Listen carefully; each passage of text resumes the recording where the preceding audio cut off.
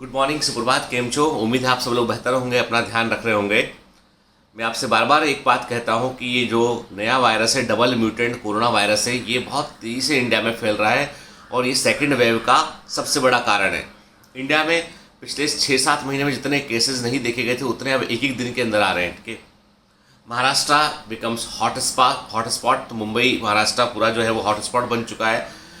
बात इतनी सी है सिर्फ कि अब इसमें सिर्फ प्रिकॉशन रखने के अलावा ज़्यादा कुछ हम कर नहीं सकते हैं। हमको बस अपना मास्क का ध्यान रखना है, बार बार हैंड को सैनिटाइज करना है, अननेसेसरी बाहर जाने से बचना है। अब आप बोलेंगे सर कब तक ये मुसीबत रहेगी, तो एक्चुअली ये मुसीबत का कुछ कह पाना बहुत मुश्किल है, लेकिन ये कि गवर्नमेंट जो है बड़े पैमाने पर अभी जो है वो मास वैक्सीनेशन करने पर आ चुकी है। आपको बता दूं मैं कि यूके के अंदर जो है 42% आबादी को वैक्सीन लगाया जा चुका है। यानी अब धीमे धीमे यूके में एक समय यहाँ पे हजारों की संख्या में केस आ रहे थे, अब जो है वो गिनती के कुछ 100 केस रह गए हैं। तो मतलब ये है कि जैसे जैसे जो है वो वैक्सीनेशन अभियान आगे बढ़ेगा वैसे वैसे जो है वो इस वायरस की ताकत में कमी आएगी। मैंने पहले भी कहा है कि वैक्सीन जो है आपको इन्फेक्शन से कंप्लीटली सेव नहीं कर सकती है। वैक्सीन के लगने के बावजूद हल्का इन्फेक्शन आपको हो सकता है, लेकिन इन्फेक्शन जो है वो माइल्ड रहेगा, आपको कोई दिक्कत नहीं देगा उठ के।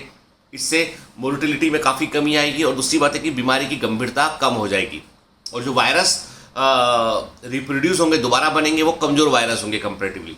खैर, अभी इस समय मेरे घर में तो आपको बता दूँ कि जैसे भारती को कोरोना नहीं हुआ है by the grace of God.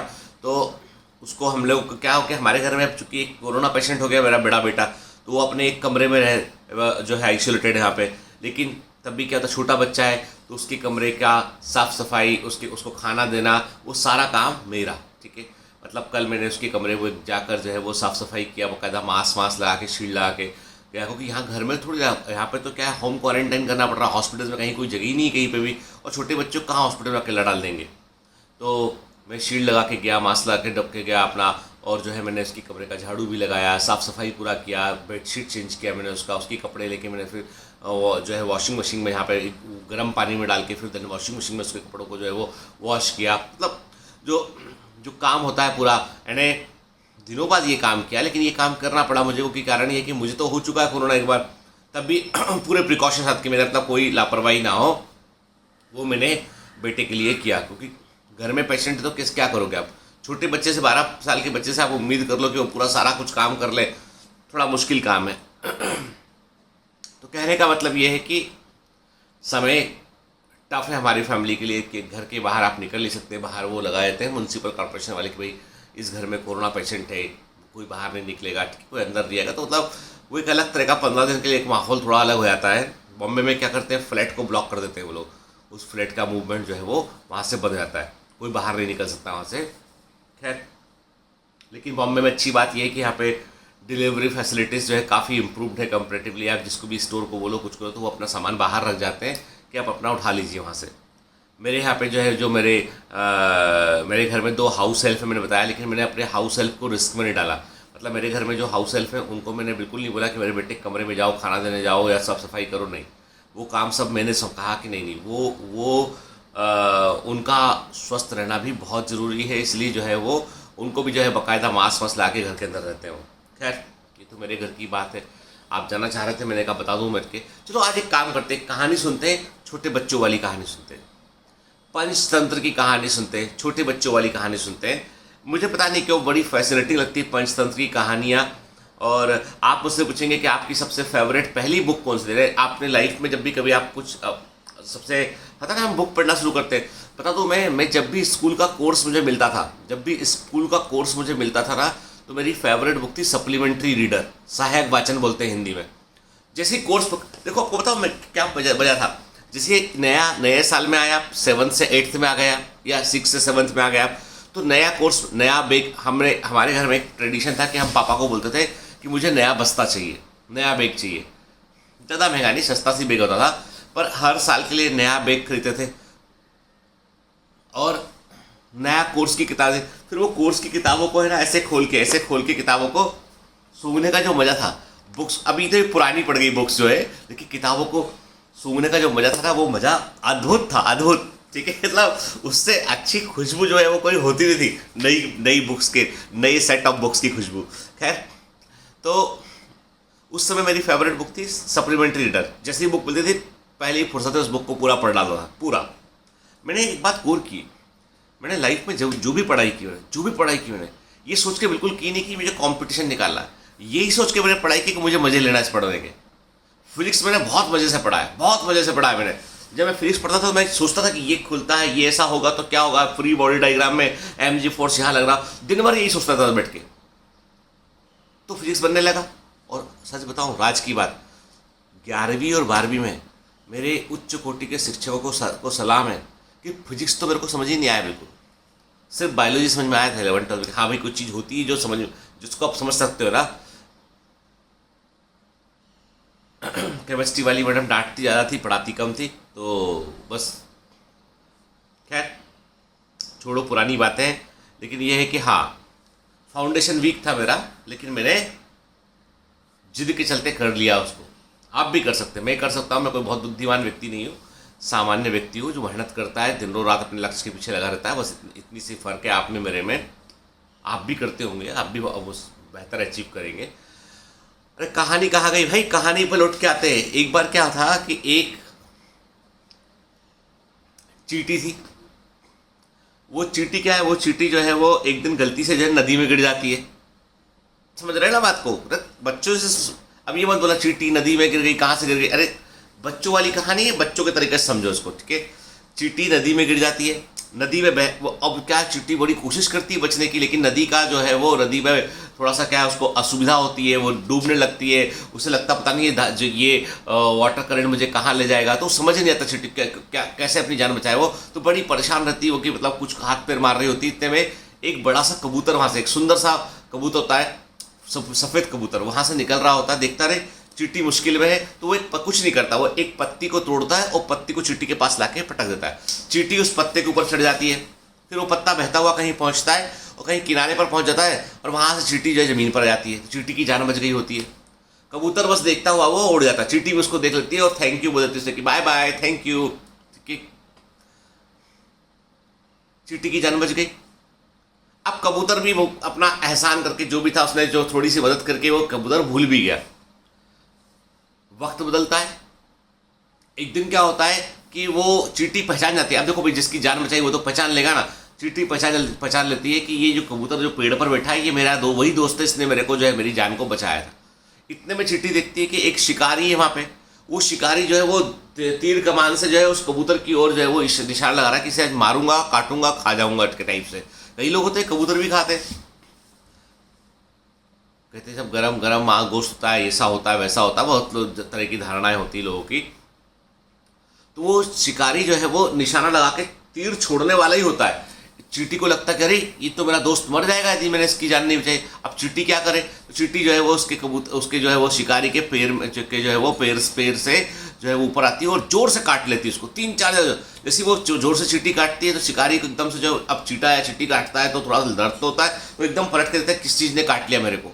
तो वो अपना तीर जो है वो अपना छोड़ने के पहले वो पलट के देखता है। इतने में कबूतर देख लेता है कि अरे कोई मेरे को तीर मारने वाला था, तो कबूतर उड़ जाता है वहां से, उसकी जान बच जाती है।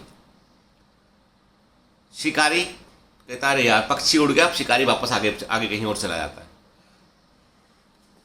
दोनों एक दूसरे को जानते नहीं थे, दोनों के बीच कोई प्रगाढ़ मित्रता भी नहीं थी, लेकिन सिर्फ इतना सा कनेक्शन था। एक का बुरा वक्त था, दूसरे ने हेल्प की, दूसरे का बुरा वक्त था तो पहले ने हेल्प की।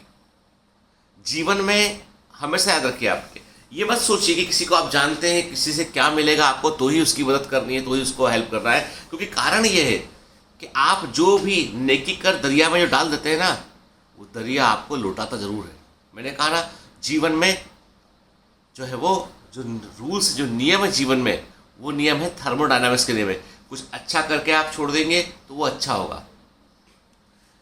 मैं छोटा सा किस्सा बताऊंगा, क्योंकि रियल लाइफ से कहानियों को रियल लाइफ से जोड़ना बहुत ज़रूरी है। एक बार मैंने पता नहीं, पहले भी कभी बताया नहीं बताया आपको किस्सा, कि एक बार मैं ना मुझे कोई काम था कलेक्ट्रेट में, भोपाल के कलेक्ट्रेट की बात है। कलेक्ट्रेट समझते ना आपके, जहाँ पे जिला मुख्यालय होता है, वहाँ पे मुझे कुछ काम था। तो वहाँ पर जो है अब जो भी उस समय मेरे पास पेपर्स, कुछ पेपर्स मुझे जो है वो वहाँ पर जो नायब तहसीलदार होता है उसको दिखा के साइन करवाने थे। उसके लिए पर्सनली जाना ज़रूरी था। पता पता नहीं पासपोर्ट से जुड़ा वेरिफिकेशन था, पता नहीं क्या काम था, मैं काम ही भूल गया उसको, पर कोई काम था, ज़रूरी काम था। तो मैं है ना देखा, मैंने वहाँ पे पहले तो देखा भाई कोई ब्रोकर होगा टाइप का जो जल्दी काम करा दे। तो मालूम चला था अभी यहाँ पे एक मैडम आई हुई है, वो नायब तहसीलदार मैडम है, वो कोई ब्रोकर को अपने केबिन के अंदर नहीं घुसने देती हो।